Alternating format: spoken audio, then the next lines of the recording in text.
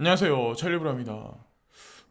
일단은 오늘 오전서부터 해가지고 오늘 오전 10시 반부터 해가지고 오늘 오후 10시 반까지 중요한 지표들이 되게 많이 나와요. 그래서 지금까지 하락을 되게 많이 했는데 아마도 그런 지표들이 속속들이 나오면서 이제 박스권 장세에서 다시 상승 장세로 돌아서는 게 오늘을 분기점으로 하지 않을까. 이거는 개인적인 제 예측이고, 그래서 영상을 보시다 보면 지금 사실은 지금 박스권 상단과 하단을 계속 오가고 있는 현재 와중이거든요. 되게 장기간에 걸쳐서.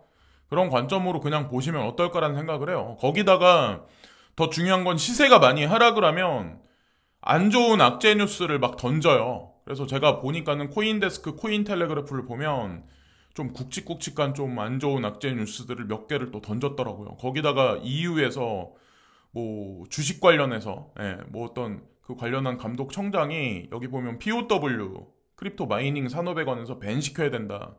이유인즉슨 기상이변을 초래한다. 요런 얘기가 있더라고요. 그러면 코인 투자한 지 얼마 안 되신 분들은 어떤 생각을 할까요? 내가 투자한 코인이 일단 POW 코인인가, POS 코인인가 체크를 하겠죠. 그리고 POW 코인은 대표적인 게 비트코인이죠. 자, 현재는 아직 POS로 전향 안 된 이더리움까지 마찬가지죠. 그러면 어떻게 될까요? 이 뉴스를 만약에 진실로 받아들이면 코인 투자할 필요가 없는 거예요. 그래서 어쨌거나 저쨌거나 이런 비슷한 뉴스는 과거 몇 년 동안 계속 이제 하락장에서 계속 나왔었어요. 이런 뉴스는 제가 거짓말하는 게 아니라 구글링을 직접 해보시면 아마 아실 거예요. 그리고 거기다가 싱가포르 같은 경우도 싱가포르 중앙은행에서 크립토 ATM 머신을 전부 다 이거를 샷다운 시킨다 이런 얘기들이 있더라고요. 그래서 얼마 전에 아마 공공 장소에서 이 크립토 커런시에 관한 어떤 이런 거에 관한 광고를 대중한테 전면 차단시킬 거다라는 얘기가 나왔었을 거예요. 그리고 나서 후속 기사가 이게 나온 거거든요. 근데 이게 얼마나 웃긴 기사냐면 제가 여기 한 가지 뉴스를 가지고 왔어요. 2021년 8월 12일. 자, 이 뉴스가 나온 거는 오늘 나온 거니까 오늘 날짜를 보시면 되죠. 1월 20일 2022년. 자, 그러면 바로 4, 5개월 전이에요. 이 뉴스가 나온 게. 자, 토큰포스트에 이 뉴스가 나왔던데 싱가포르 최대 은행 펀드 매니저 기업 상대로 암호화폐 거래 지원한다. 이 뉴스가 나왔었어요. 일명 그래서 이 은행이 DBS라고 동아시아에서는 이게 가장 큰 은행이거든요. 그러니까 가장 큰 은행이며 또한 이제 중요한 게 디지털 뱅크 중에는 전 세계에서 이제 가장 큰 은행이에요. DBS가. 그래서 여기 말 그대로 싱가포르 최대 은행일 뿐만 아니라 그 싱가포르의 국부 펀드인 테마섹한테도 투자를 받은 거예요. 그러니까 국가한테 공인을 받은 은행이죠. 근데 이 은행이 암호화폐 거래 지원한다라고 해가지고 실제로 거래소를 열었어요. 그리고 그러니까 과거 뉴스를 제가 이제 가져오면 댓글을 제가 보다 보면 왜 과거 뉴스를 왜 가져오냐. 근데 과거 뉴스를 제가 가져오는 이유는 현재 뉴스하고 비교해서 큰 흐름의 축에 어떤 게 진실인지 규명하기 위해서 진실을 저는 말씀드리기 위해서 이런 뉴스를 가져오는 거예요. 그럼 만약에 이 뉴스가 진실이라고 보고 이 뉴스가 진실이라고 보면 거기서 오류를 발견할 수가 있잖아요. 자, 역사학자들이 되게 중요한 게 뭐냐면 역사를 사람들이 공부하는 이유가 과거를 알아야 현재를 어느 정도 이렇게 현재를 어느 정도 이렇게 파악할 수가 있고 현재를 파악해야 미래를 추측을 할 수가 있어요. 그래서 역사 공부를 한다고 저는 생각을 하거든요.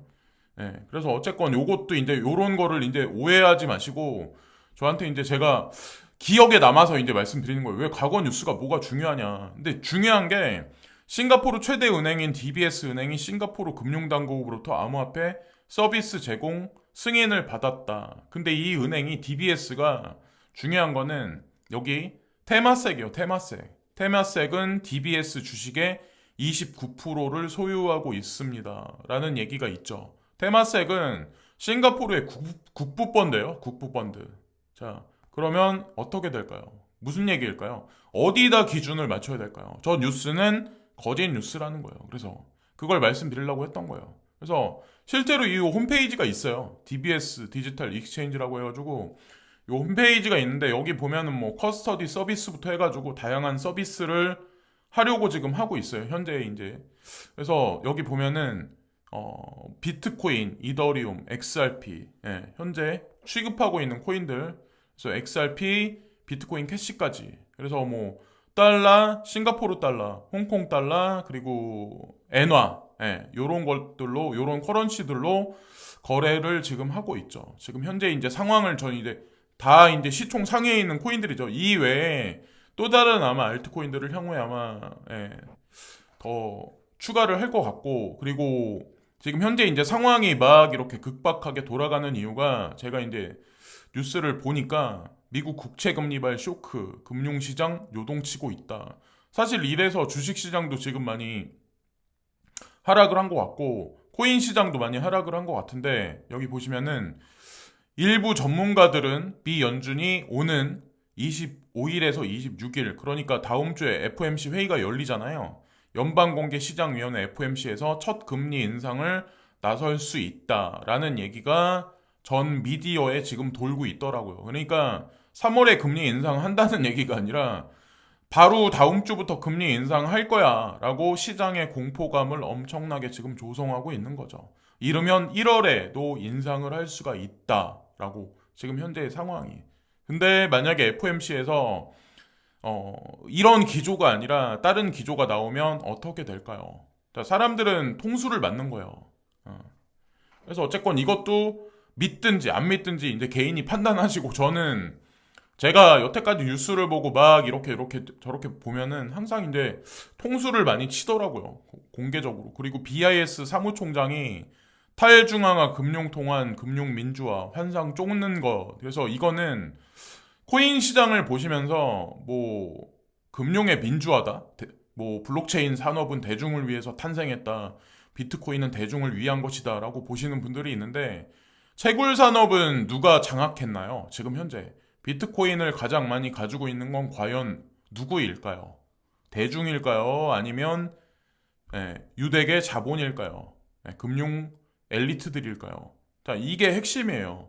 이분이 딱 진짜 여실하게 현실적으로 이 한 문단에 모든 것을 다 얘기했는데 저는 동감하거든요. 그래서 제가 이제 채널에서 말씀드리는 건데, 블룸버그 통신에 따르면 아구스틴 카르스텐스 국제결제은행 사무총장이 18일 날 독일 프랑크푸르트에서 개최된 한 행사에 참석해 분산 원장을 기반으로 하는 탈중앙화 금융, 일명 디파이 옹호자들은 환상을 쫓고 있다고 지적했다. 이와 관련해 그는 꿈과 현실에는 큰 차이가 존재한다. 대형은행과 중개인들을 생략해 금융민주화를 구현하려는 탈중앙화 금융의 비전은 현실적이지 못하다. 실제로 오늘날의 디파이 앱에는 많은 중앙집중화 구조가 들어가 있다. 자체 프로토콜 또는 스마트 컨트랙은 발생 가능한 모든 시나리오를 대처할 수 없고, 코드 작성 및 업데이트는 각각의 개인을 통해 이루어지지 않는다. 이게 핵심이네요. 요 문장이.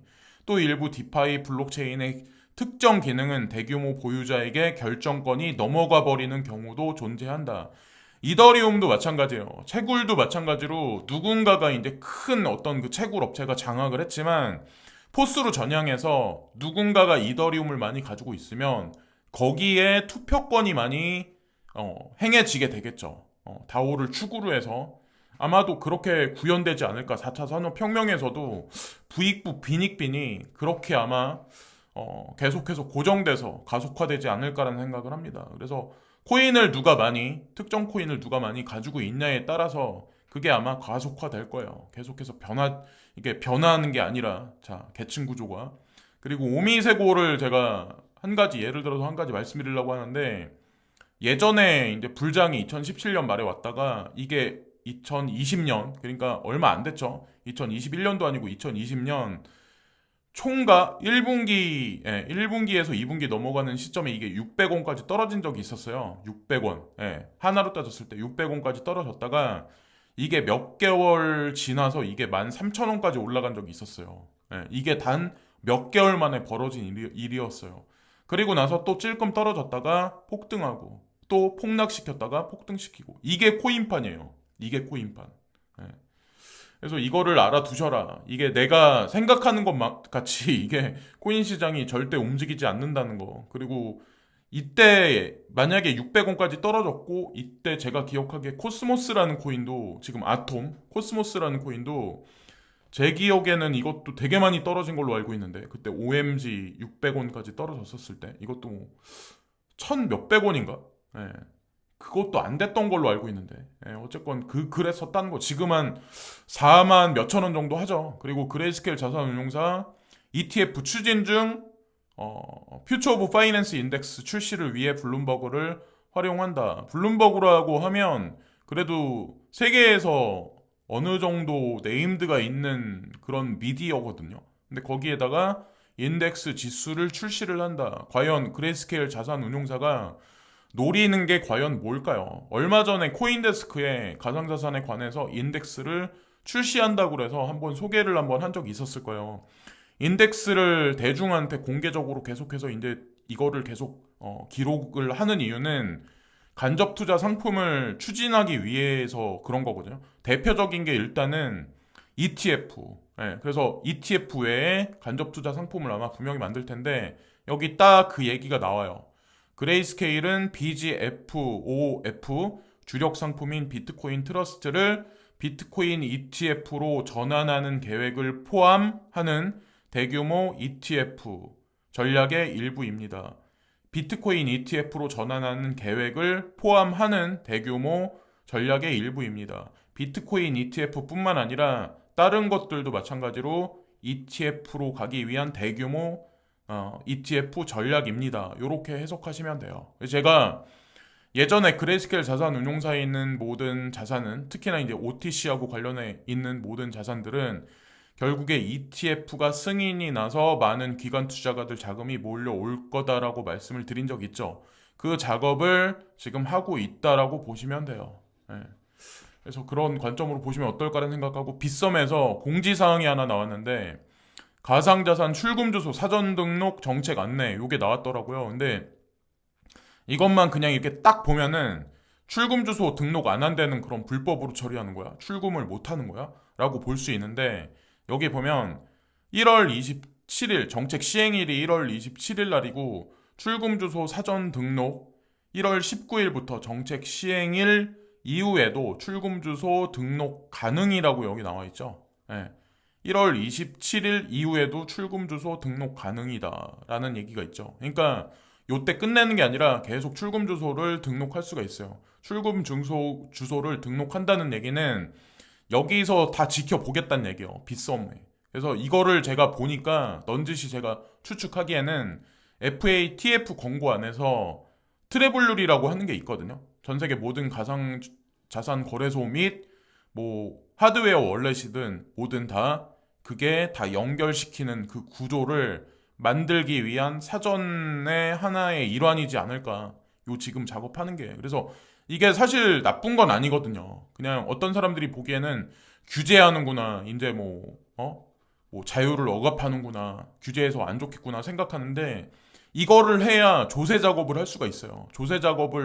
조세 작업이라는 게 들어가야 세금을 매기는 정책이 들어가야 가상자산을 올려놔야 거기서 세금을 뽑아 먹을 수 있는 길이 생기니까 가상자산 시장을 더 올려놓겠죠. 왜냐하면 가상자산 시장이 올라가면 올라갈수록 세금을 가져가는 양도 증가되니까 비례해서 올라가니까 이런 구도로 보시면 어떨까라는 생각을 해요. 빗썸 이번에 공지사항 나온 거 보고 그리고 여기 보면 달러 인덱스거든요. 달러 인덱스는 소폭의 하락을 했어요. 일본 엔화 빼고는 전체 통화가 다 소폭으로 다 하락을 했거든요. 지금 현재 상황인데 제가 뭘 보여드리려고 하냐면 미국 달러도 지금 하락을 했어요. 달러는 상승하면 보통 보면 달러가 상승하면 주식은 하락을 하거든요. 근데 지금 현재 상황이 뭐냐면 달러도 하락을 했는데 여기 보세요. 주식도 하락을 했어요. 자, 주식도 하락을 했고 국채도 하락을 했어요. 원래 이러면 국채는 상승해야 되거든요. 근데 국채도 지금 하락을 했어요. 이게 그러니까 말도 안 되는 일이 지금 현재 벌어지고 있는 거예요. 지금 현재의 상황이. 그래서 오늘 10시 반부터 해가지고 10시 반, 그리고 4시, 7시, 그리고 10시 반, 오늘 밤 10시 반 해가지고 이 지표들이 하나 둘씩 나오면서 FOMC 회의에서 뭐라고 말할지에 관해서 요 지표를 가지고 아마 결정을 내릴 거라고 저는 생각을 해요. 특히 이제 중요한 게 요거죠. 신규 실업수당 청구자 지수. 예, 요게 어떻게 나올지 이제 지켜보시죠. 오늘 어떻게 나올지. 그리고 현재 코로나가 막 이렇게 확장하고 있는 현재의 상황이죠. 거기다가 독일 생산자 물가지수 PPI 전월 대비해서 과연 어떻게 나올지. 예, 시장 영향력이 매우 높다. 말 그대로 높아요. 유로존도 마찬가지로 소비자 물가지수 CPI가 어떻게 될지. 예, 이게 낮게 나와야지 사실 좋은 거거든요. 예. 높이 나오면 인플레이션이 올라간다는 얘기이기 때문에 FOMC에서는 실업자도 마찬가지로 감소한다는 얘기가 나오면 이게 다 FOMC에서 금리 인상해야 돼. 인플레이션 죽어야 돼. 죽여야 돼. 라는 말에 어떤 논거를 제공하는 거거든요. 사실상. 그래서 중국 같은 경우는 뭐 기존에 시진핑 주석이 분명히 뭐 금리를 인하하겠다, 지준을 인하하겠다라는 얘기를 했기 때문에 뭐 이거는 이견이 없겠지만 어쨌건 올림픽도 코앞이기 때문에 섣부르게 아마 하지는 않을 거예요. 예. 근데 어쨌건 요게 다 아마 중요하게 요소로 작용을 할 거예요. 예. 제가 그래서 보기에는 주말로 가는 장세에서는 소폭의 상승이 있겠지만 어쨌건 다음 주가 아마 분기가 되지 않을까라는 생각을 합니다. 그래서 어쨌건 시장의 공포심을 계속 자극하는 멘트를 날리고 또 날리고 미디어를 통해서 계속해서 막 이렇게 혼란스러운 장세를 하면 사람들이 이제 그냥 여기서 이제 50%더 하락을 할 거야. 이러다가 이제 이 코인 시장 사라질 거야. 라는 3년간의 하락장의 시작이야. 라는 말을 할 수밖에 없게 만드는 거죠. 그리고 그들이 떠나면 그리고 나서 어느 정도 기간 조정을 거치고 나서 그 다음에 이제 과격하게 코인을 올려놓겠죠. 네, 항상 여태까지 항상 벌어졌던 일이에요. 누구를 원망하겠어요? 제롬 파월 연준 의장을 원망하실 건가요? 네, 그 사람이 무슨 상관인가요? 그 사람도 누군가 시켜서 그 회의가 진행되는 거고 그 결과도 어떤 사람들에 의해서 다 진행되지 않을까라는 생각을 하고 있는데 자 그래서 오늘도 이런저런 말씀을 드리면서 오늘 영상도 마치겠습니다. 진실과 거짓 뉴스를 항상 잘 구분하시면서 코인 투자를 하셔야 돼요. 자, 현재 숫자에 너무 집중하시기보다는 자, 오늘도 시청해주신 많은 분들께 고개 숙여 감사를 드리고 오늘 하루도 좋은 하루 되세요. 감사합니다.